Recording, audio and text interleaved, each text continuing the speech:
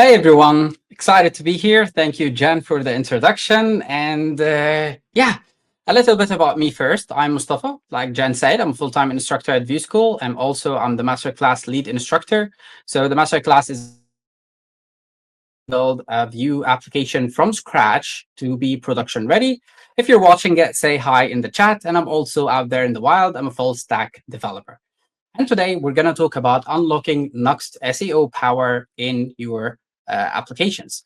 So basically, I gave a similar talk later or actually earlier this year at Frontend Nation, but now I customized it fully to be Nuxt specific.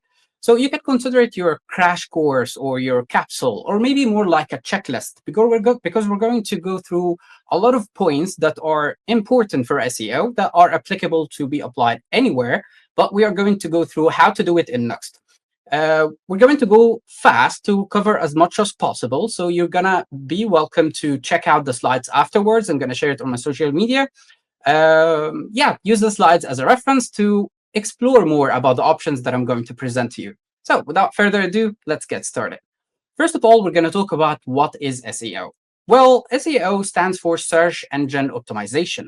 And search engines, you can think of them as just one of your site's users. But they have a difference here, which is that they aim to improve your site's presence on the internet.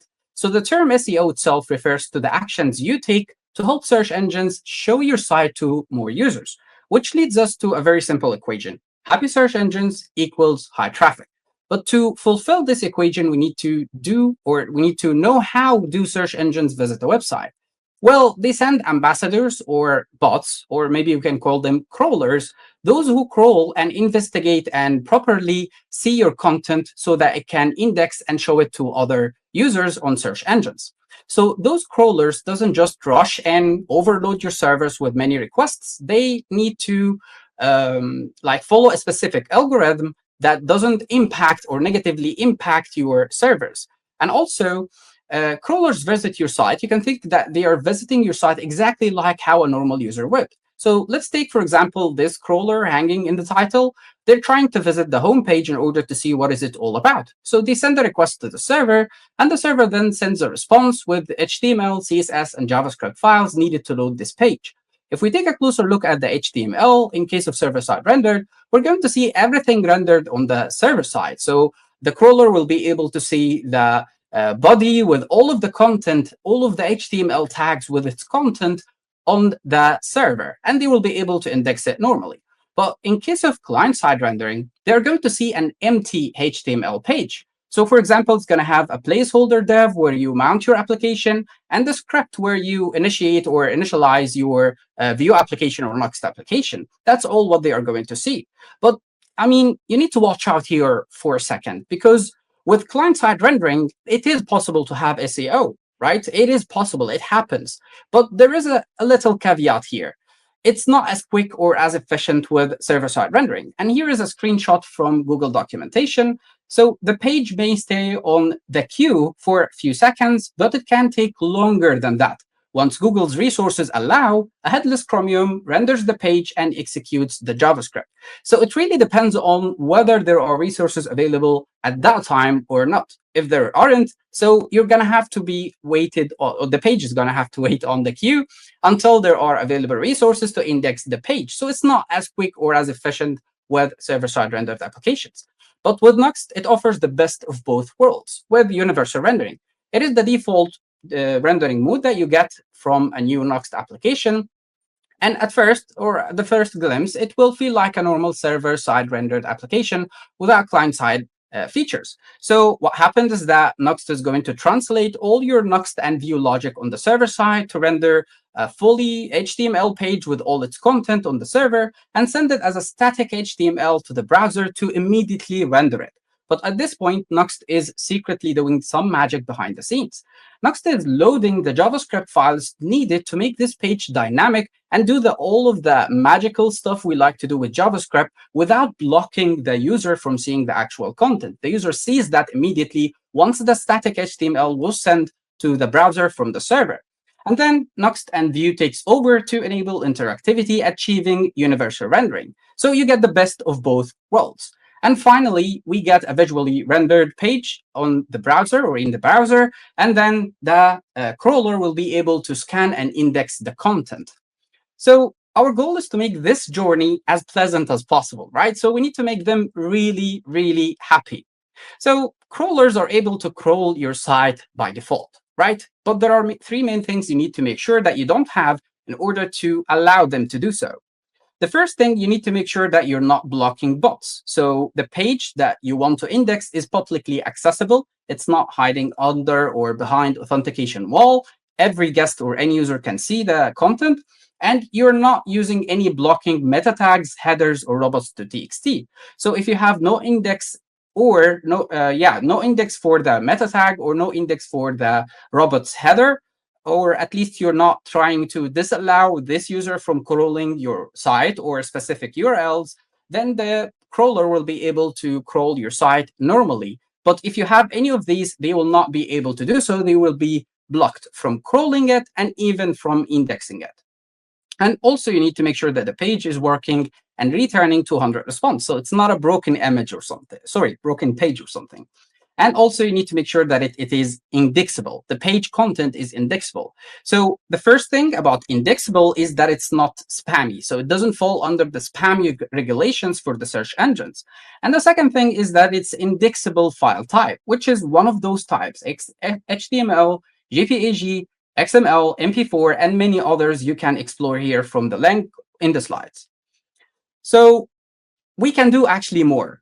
Like, we can do more than just allow them to access the page. We can help them discover even more pages.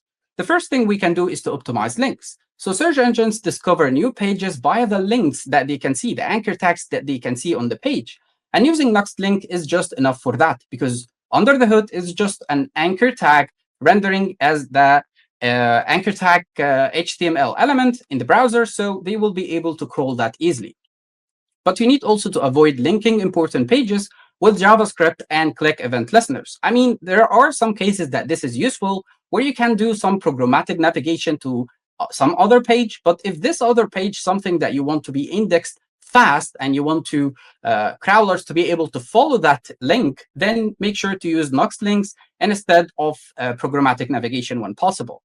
And then also, preferably, all pagination links should be present in the DOM, and you can either make them fully visible, like if you have a page with a lot of content, so you can paginate it maybe to 100 pages, so make all of them fully visible, which of course this is going to make the page a little bit crowded, but you can hide them with CSS and that will solve it. The most important thing, that they exist in the DOM so that crawlers are able to crawl all of them. And also, another thing that people sometimes not aware of is that the link text matters. So for the first example here, we are linking to some Vue.js guide article. If you link the text "click me," it's not as good as if you link the text that describes what this link is all about. So the Vue.js guide is going to link to the Vue.js guide article. So it makes more sense to the crawler to understand that this link that you're linking to, this is not spam, this is not a useless link, it's relevant to the content of this page. And then you can use, of course, the Nuxt link checker. It's created by Harlan. We're going to mention his name a lot. So this is a module that you can grab with this command, and it will enable you to detect any broken links that you can have in your pages. So for example, if you have here the dashboard and it is broken link, then you will have the link checker tab in the Nuxt Dev Tools. This is going to show you the broken links that you have on the page with these curly red lines. And also is going to show you the mistakes. So here we have double D instead of dashboard. It is dashboard with an extra D. And that will allow you to fix it. The next thing we can help like crawlers with is to provide them with a sitemap. This will help them discover more URLs or more paths in our application. So for example, sitemaps are a big file or a big page with many links and details about the page's content. Here we have an example from Fox News sitemap.xml. Feel free to explore that. The URL tag they are using, it has the location tag for the href or the link for the page they want the crawler to discover, when it was last modified, how frequent does it change, and also the priority of the page. So you can even define from scale from 0 to 1 how important this page is for your audience. So you can tell them about the featured pages or the featured articles that they are 1 as the highest priority or 0 as the least priority. It depends. So it is really useful. I use it all the time, only if I have a big application with so many URLs. So another cool module by Harlan, and it is called Nuxt Sitemap, and it will provide you with powerfully flexible XML sitemaps that integrate seamlessly with Nuxt or for Nuxt. So by default, it's going to crawl your application, scan your application, provide all the links in the /sitemap.xml, which you get after installing the module. And if you'd like to add even more on the top of that, you can have multiple sitemaps as part of the options that are existing in the Nuxt sitemap module. You can have internationalization, you can have dynamic URL endpoints, you can have images, you can have a lot of cool stuff and configuration that you can provide to this module. It's super helpful. The third thing that you can do to help Google discover and control whether they are allowed to crawl this URL or not is the robots.txt file. So add this file inside your public directory, and it will help you guide the crawlers which pages to ignore and which pages to index. For example, here we're allowing all user agents to access our pages, but we're disallowing crawlers from accessing the dashboard because most probably the dashboard is going to have internal content that you don't want to display to the world. And yeah, there is a third module, which is perfectly managed and maintained by Harlan as well. And it's going to help you manage the robots file to allow and disallow robots from crawling specific pages. But even more than just allowing them to discover pages, we can help them about finding out what is this page about or what is the content in this page about. So the first thing, HTML 101, we can provide the title tag, which you can provide a title for your pages. And the use head composable is just one of the many ways that you can do that with Nuxt. For example, here in the app.vue component, you can use the use head composable, pass the object, and then use the title template property to provide a placeholder for any title in your pages, followed by a dash and the site title or the site name. And then in any page in your application, you can use the user head composable and the title property to provide the name of this page. For example, here we are in the home page, so we call it home, and it will be rendered like this in HTML. So this is just one of the many ways that you can do it with Nuxt, and it's really, really good. The second thing is meta tags. Meta tags, you can provide metadata about the web page. So you can use the app head properties inside the Nuxt config file to provide a site-wide meta tags. So those meta tags are going to be present in every single page. Or you can use one of the helpers or the helping hand that Nuxt provides, like use head composable, use SEO meta, and SEO components like title, meta, link, head, all of these things that you can use and Nuxt provides for you for easy access to all of these stuff. My favorite one is use SEO meta. It is so cool. Like you provide an object and every top level property of that object represents something. So the title here is for the title tag. The OG title is for the OG title meta. And it is really useful for some situations where you can confuse the name of the attributes that you should use.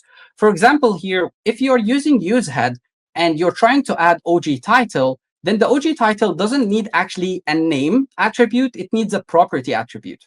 So the use SEO meta takes this complexity away. You just provide the OG title and then the value. It will take care of naming the attribute and assigning the correct value to it. So it's really useful. And something really mind-blowing that I discovered recently inside the Nuxt DevTools, because I've seen a question earlier, people asking about features that we can get from Nuxt SEO to fold it into Nuxt. This is one of the cool features that I see in Nuxt Core. Inside the Nuxt DevTools, you can see Open Graph tab. This tab will have all the missing tags that your page is missing. So not only this, it provides you with a snippet that you can copy and paste in your pages components and provide dynamic data to this copied snippet. And it just takes away all of the problems or all of the time wasted to look for what exactly meta tags are missing. It's really useful. So Harlan again here with another module that provides crazy good utilities for SEO and meta. You can install it like that. And one of the cool features in that module is that you can use SEO meta directly in the Nuxt config file. So you can use the route rules property, and just like you define any route in the route rules, and then you assign to it an object and pass the SEO meta property with whatever you want to pass. So it is really nice. Then we have canonicalization. What is this exactly? Is that a web page can have many versions or variants of the same path. For example, we have the courses path, and we have the courses path, but with a query string to sort the courses by a descending order.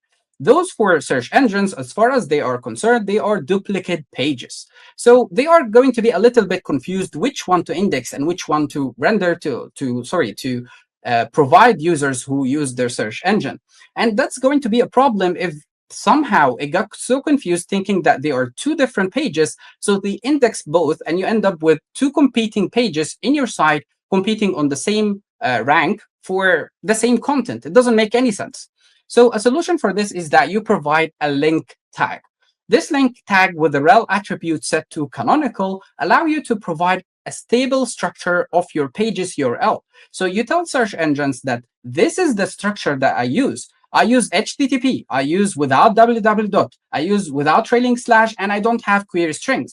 This is the stable version of my URL for this page.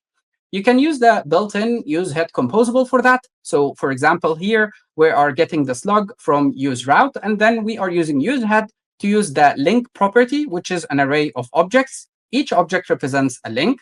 And the link here, you provide the rel attribute, the canonical value, and then you provide the stable structure of this one. So it doesn't care anymore if you're using query strings. It's going to use this link over there that you provided with for indexing. And Harlan, one more time, and Nuxt SEO utils one more time. It will really help you with auto-generation canonical links for you. And you can customize all of that in the options. So feel free to explore that. It's really cool. The next thing is redirection. So it is super important for crawlers to land on the right page. And Nuxt provides us with the navigate to helper. The navigate to helper can be used inside components. So you just prefix it with await, and then you provide the first argument as the path to the URL you want the user to be redirected to. And the second argument is an object where you can provide options. One of the options is redirect code, where you can define the redirect status code that is going to be provided when the navigation happens. And you can use it also inside middlewares, but instead of await, you can return it directly. So you just check out if the user is trying to access the posts page, then just navigate the user to the articles page. And you can use it in Nuxt config, but not the navigate to. You can use the route rules, and you can define your redirection right here. So one of the essential things that you need to focus about, what is the status code that you're going to provide with the redirection? Make sure you provide the correct status code so that the crawler is prepared and knows why this redirection is happening. So for example, here we are doing a redirection from the old URL, which is the posts, to the articles URL, and we are setting the value of the status code to 301. 301 means that permanently moved. So you're letting know the search engine that the content in the old page permanently moved to the new URL. Or you can use 302 for temporarily moved. The next thing is structured data markup. Structured data helps Google better understand your page's content and how it is structured. So it is just a script tag of a type JSON LD. It is added in the head section of your HTML document. And it looks like this. It follows the schema.org schema and properties. And like you see here, you can define what type of data this page has. So it has a recipe. What is the name of this recipe? Party, coffee, cake. And who's the author? Who wrote this? And also when it was published, what is the description, and even the preparation time. How long does it take the user to prepare this recipe that you're providing? And the more information you provide the search engine with, the more relevant the search result will be to the end user, and you're going to have really good traffic with good and high engagement rate. So it's really useful. One of the things or the modules that I've been relying to for so long time is the Nuxt JSON LD module. It's by this author. It's Yim Moot. I don't know how to pronounce that, but it is a cool one. You can just use the use JSON LD composable inside your components, and then you just provide the schema, and it will automatically be injected in the document head, like you see here in the screenshot. And not to forget, Harlan as well has a module for that. So Nuxt schema.org, you can build schema.org graphs with Nuxt. for Nuxt using this module. Just grab it with this command, and you can use the Nuxt config file to define schema.org site-wide. For example, you can define identity for the entire site. So this is about an organization called Vue School. This is their logo, and there are social media links and so on. So you can provide that in Nuxt config, and it will be displayed or will be rendered in the HTML for all the pages.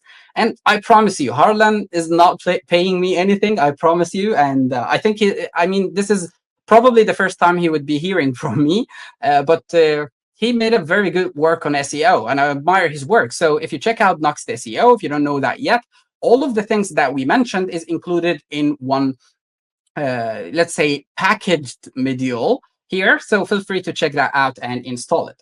So apart from all of that, apart from guiding crawlers into our pages and helping them discover more, provide content, helpful information to them, we can focus now on the page experience. And Nuxt is really specialized in that. But the page experience here doesn't only goes back to how fast your page is. It has things like, are you using HTTP or HTTPS? Is your pages mobile friendly or not? Do you have interfering ads? Do users go in your application and see ads everywhere so that it's difficult for them to check out the content? Is your content is actually valuable? Does it compete with other pages that has the same content?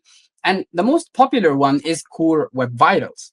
And Core Web Vitals here, this is a big question. It's trying to measure how fast does it take the browser to show the final stable version of your main content of the page. So yeah, it is a too long question. So to summarize all of that, search engines loves speed. So it measures everything important about the page loading speed.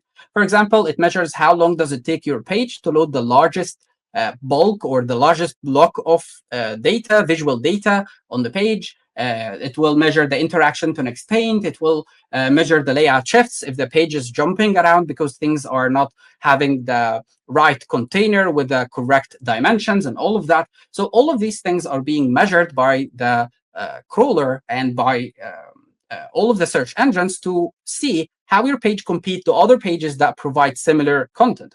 You can test your page performance by using pagespeed.web.dev. And to have better and more deep analysis, you can use the CRUX report, which stands for Chrome User Experience Report. You can use either of those links, provide your domain or provide the URL that you want to investigate, and it will fetch your data from Google and send it to you so that you can visualize how you are doing. It's really awesome. Check it out.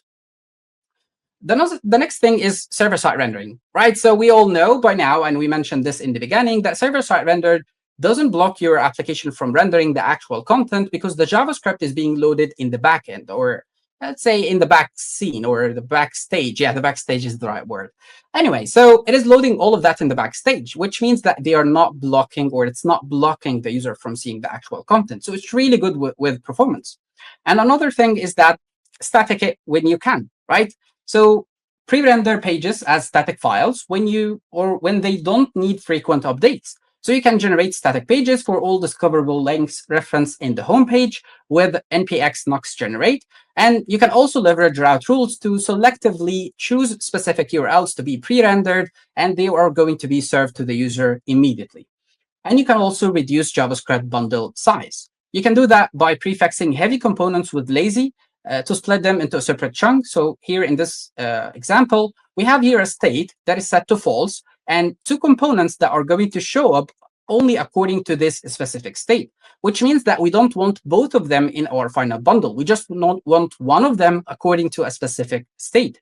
So we can prefix them or prefix the name with lazy, and that will separate them into a separate chunk. And only the component we need is going to be requested. And when we need the other one, it's going to be fetched later. So it's not going to impact the final bundle size. It's not going to impact the page loading speed.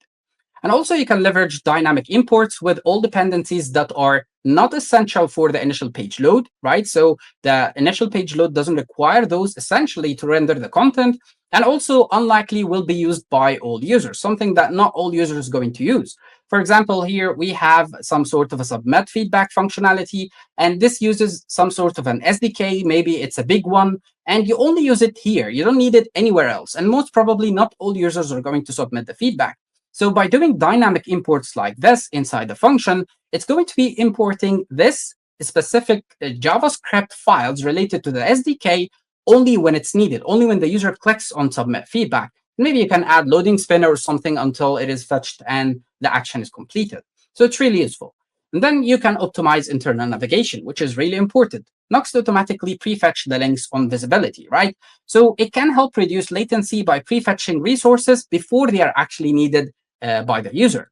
But in case you have so many links for some reason that I don't know, and a lot of them are visual or a lot of them are present in the viewport when the user first render the page, make sure to set the prefetch on interaction instead of visibility. And of course, it depends on the use case. It depends on your preference. But yeah, a lot of prefetches might hurt or harm your performance. So yeah, if you have a lot of them, too many of them, like hundreds of them, just set the prefetch on interaction instead of visibility. Pre-connection and preload hints. We can give hints to the browser to do things before they know they actually need it. For example, we can establish early connection with external domains. If you're loading fonts from Google Fonts, then before you actually load the font, you can provide the hint to the user with a link tag with a pre-connect set to the rel attribute, and then the domain that you want to establish early connection with it. And that will help the browser know that you are going to connect with this domain to get a resource. So it's going to help you with the speed of that. Or you can preload and cache an entire resource to ensure that it's fully loaded up front. For example, here we're using useHead, the link property. And here, like we said, it's going to be an array of many objects. The object here represents a preload link, right? So it is a rel with the type preload. And then the type of it is font. And then the href for the font, you define where is it. And then you load it as a font. And all of these things are going to help the browser to get or preload this resource before it knows that it actually needs it. And reduce unused CSS, which is a really cool trick. Unused CSS contributes to the overall size of CSS files, so it is really nice to lower that size or minimize that size as much as possible. And Nuxt.js uses CSS Nano by default in the build step to minimize CSS. But what you can do as an extra step is that you can utilize Nuxt Purge CSS module to remove the unused CSS. You can also optimize images because images contribute in or has a huge impact on the page loading speed. And mostly all of our pages now has images. So you can use Nuxt image to optimize the images. For example, here we have a Nuxt image component. We pass the SRC, we pass the alt text, which is going to show up for screen readers and all of that. And we have the sizes props, and the sizes props is going to help you provide different sizes for different screen sizes of the image. So let's say, for example, the image is not going to show full size if the user is using mobile phone. You know what I mean? So it is going to be very helpful. And all of that, we can also use the provider. The provider prop here is going to allow us to pass a specific provider. Could be Cloudflare, could be any provider. But here I'm using IPX by on.js, and it is going to generate for you multiple SRC set for multiple versions of your image with multiple sizes for different screen sizes. It's really cool. Another cool thing is that you can define the format. So you can use a modern image format like WebP or AVIF instead of PNG or all of that. And they are very good with compressing the size, and that's going to help you or help the browser load the page faster.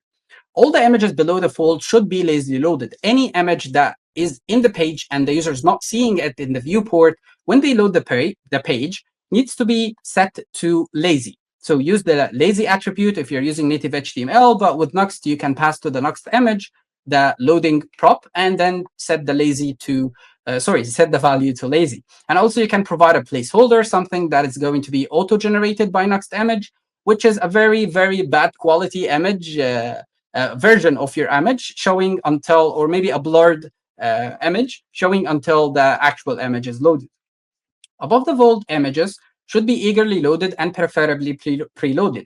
So on the opposite of the last step, if any image is going to show above the fold so the user can see it with the initial page load, it is within viewport, then set loading to eager and preload the image.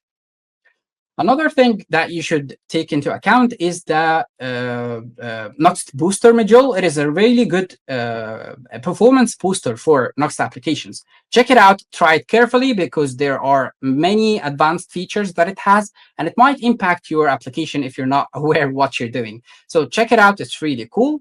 And there's just so much more we can do and so little time to present. But check out Nuxt Nation's lineup. They have amazing speakers, and all of them are going to talk about very interesting topics to optimize performance, optimize data fetching, and yeah, that will be it. I'll post the slides here on X and Blue Sky, so you can check this out there. And yeah, use it as a reference, like I said, as a checklist where you can explore more and expand on the topics I mentioned.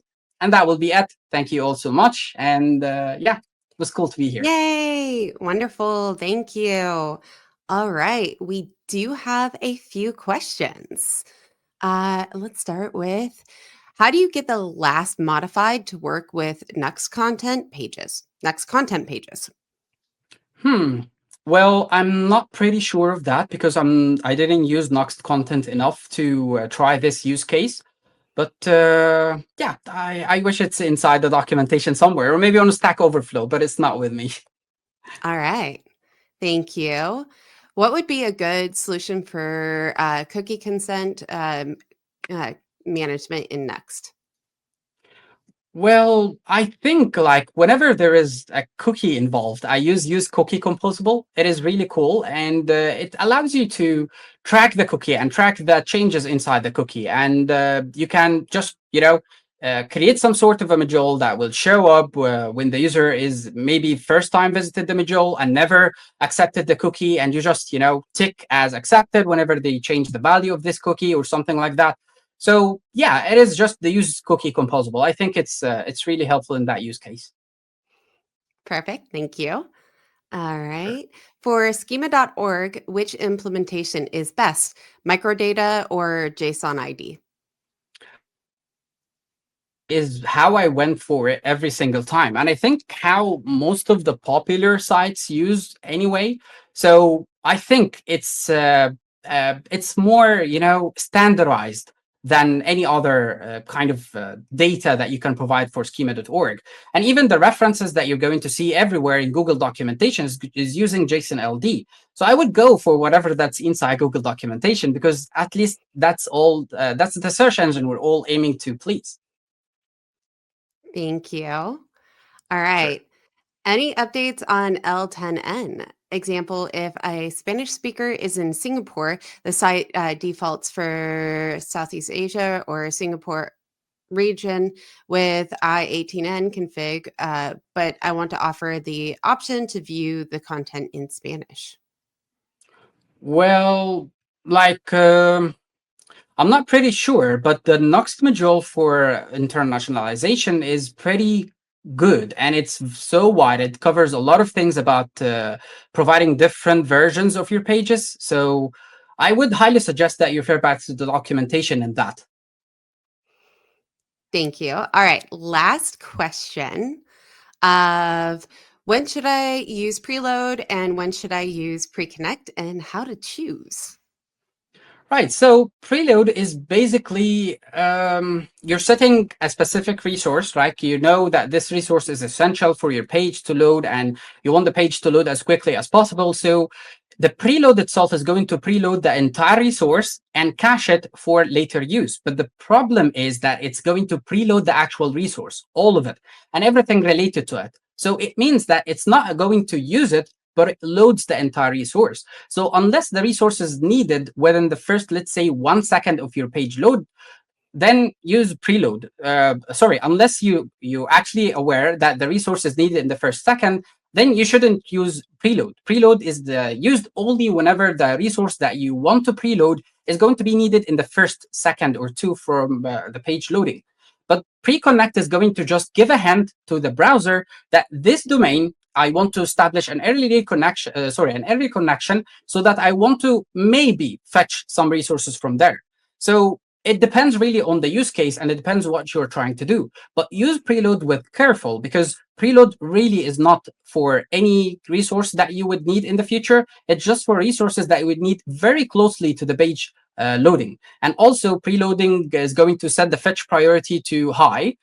So it is going to ignore the recommended approach or the recommended algorithm or the actual algorithm that is followed by the browser to load important resources, because the browser has an algorithm to follow for that.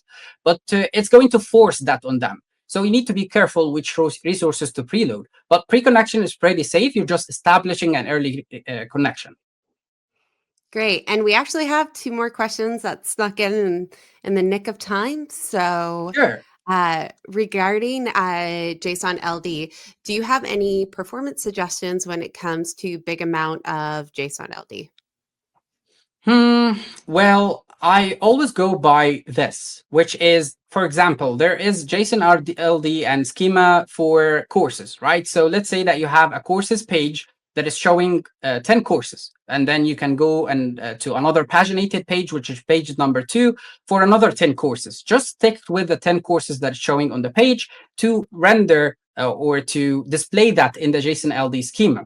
Do not try to over fill it with data that it isn't on the page. So for another example here, there is a schema that allow you to get courses outside of the scope of the current page. So for example, if we have a page on Vue School that is for Vue.js, and that is a Vue.js course, we have a schema that will allow us to display or render other courses, maybe another Nuxt.js course. So we can say that the Vue.js course is related to Nuxt.js course, and Nuxt.js course is related to maybe some modules course. So all of these are related, but you are not forced to render all of them all at once in the HTML. Just try to stick to what's on the page and maybe some information about the organization, and that's all. Because overdoing it might end up with a lot or a big bulk of it. But let me also highlight that it will not impact performance that much. Like, I've never been in a situation where I needed to reduce it because it's impacting my performance,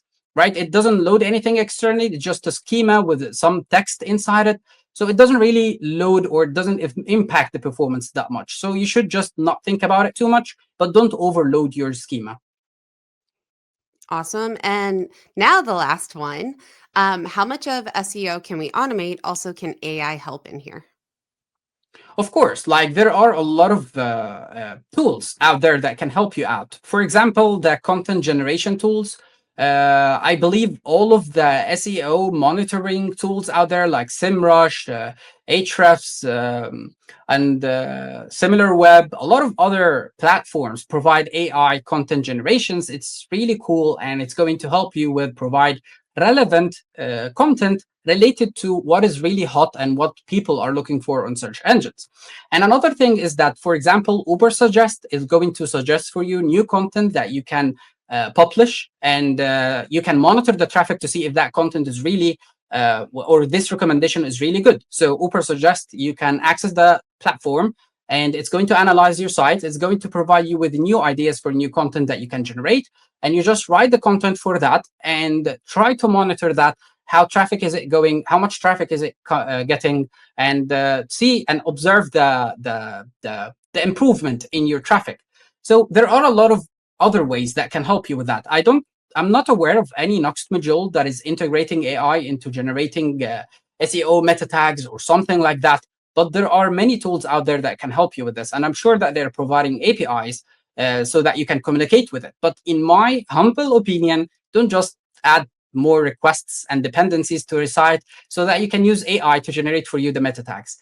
Vue, or let's say Nuxt, has composables like use SEO meta and use head. It will help you provide dynamic meta tags, dynamic data about your content for the users. So you don't need the help of AI in that.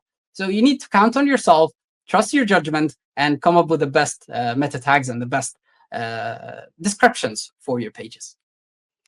That is a great way to wrap it up. Like, thank you again, Mostafa. We Thanks. greatly appreciate you joining us today.